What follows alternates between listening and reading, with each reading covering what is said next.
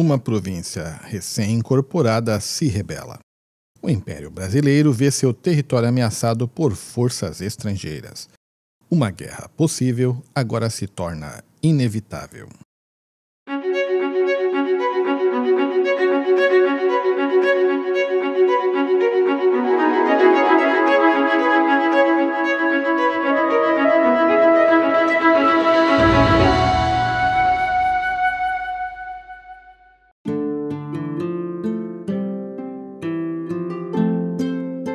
Olá, amigo do canal Solilóquio.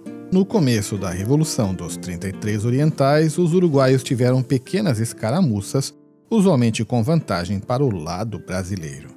Mas no vídeo anterior nós começamos a ver o ponto de virada na Guerra da Cisplatina. Vimos que no Rincón de las Galinas, os uruguaios saíram vitoriosos. E agora nós vamos falar sobre a Batalha do Arroio Sarandi. Este é um vídeo que integra uma série que tratará exclusivamente da Guerra da Cisplatina, um dos conflitos agrupados sob o tema da Questão do Prata.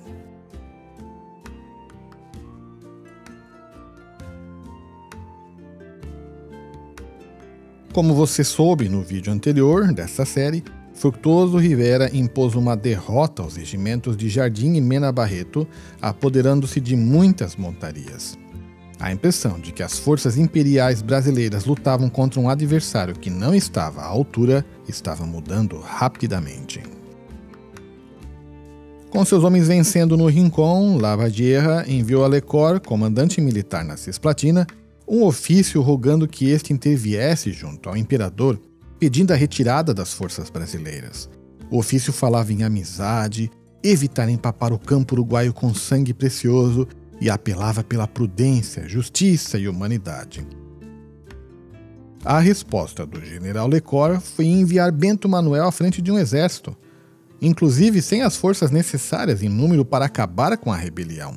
Mas Lecor queria acabar com ela antes que os ventos revolucionários chegassem à província de São Pedro, hoje o nosso Rio Grande do Sul.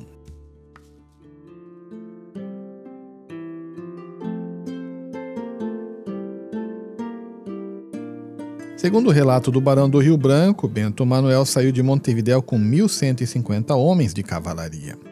Iria ao seu encontro as forças de Bento Gonçalves com 354 milicianos. Para quem assistiu àquela minissérie A Casa das Sete Mulheres, Bento Gonçalves foi representado pelo ator Werner Schienemann.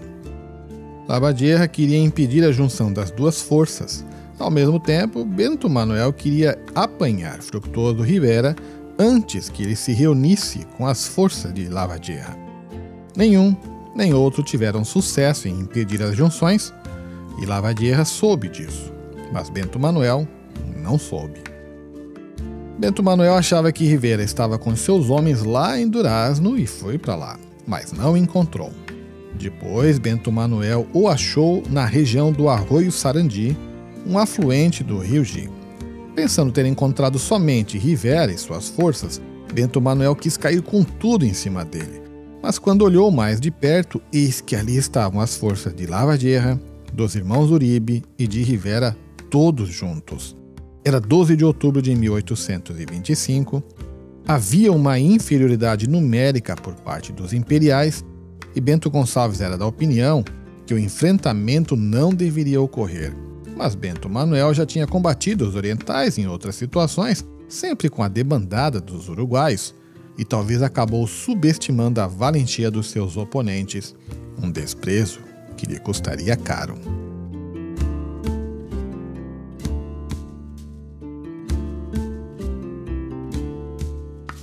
Começa a batalha.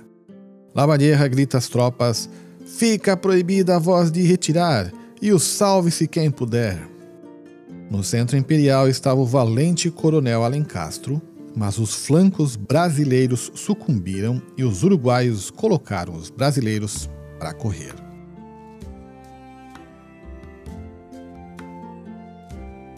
Muitos só conseguiram fugir para outra margem do Gi porque Alencastro e seus homens lutaram na retaguarda, protegendo a retirada, até que foram capturados. Bento Manuel e Bento Gonçalves estavam entre os que foram para a margem oposta daquele rio. Rivera os viu do outro lado do rio e convidou Bento Manuel para vir falar com ele na margem de cá. Mas Bento Manuel não aceitou o convite, pensando ser uma armadilha. Depois Rivera apelou para os sentimentos liberais de Bento Gonçalves, dizendo-lhe: já é tempo de pôr fim a esta guerra entre irmãos e de deixar os liberais satisfeitos. Onde estão os seus decantados princípios liberais? Bento Gonçalves respondeu: não posso fazer nada. Quem comanda aqui é o coronel Bento Manuel. Bento Manuel então declarou seu juramento de servir o imperador e disse que haveria de morrer por ele. Aborrecido, Rivera disse-lhe: pois então prepare-se, que vou correr consigo até a fronteira. Não pense, senhor Bento Manuel, que agora está brigando com Artigas ou com La Torre. Sei com quem falo, disse Bento Manuel.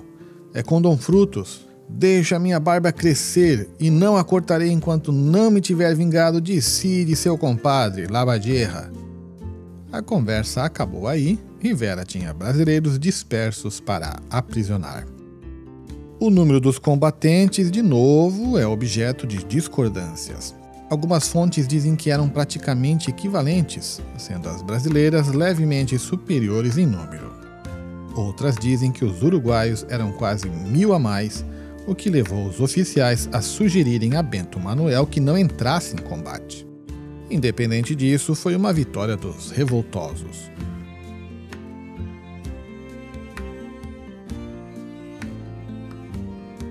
Como resultado, os uruguaios enviaram a Buenos Aires um pedido de integração às Províncias Unidas do Rio da Prata, já que eles não buscavam formar um país, mas sim ter independência em relação ao Brasil.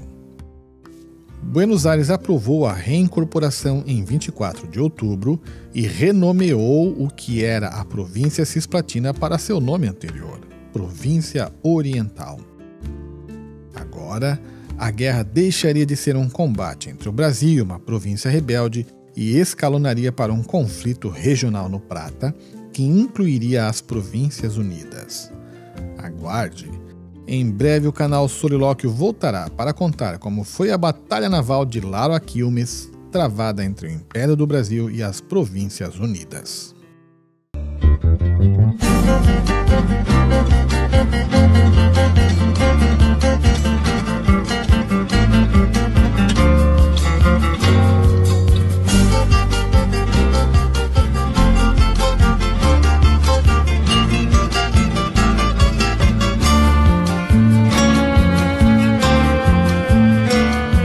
Amanecer del 12 de octubre vino la acción, un tropel de brasileros al Sarandí se acercó, Sufriategui y Junco Oribe muestran todo su valor, y en las puntas del arroyo cuerpo a cuerpo se peleó, y en las puntas del arroyo cuerpo a cuerpo se peleó.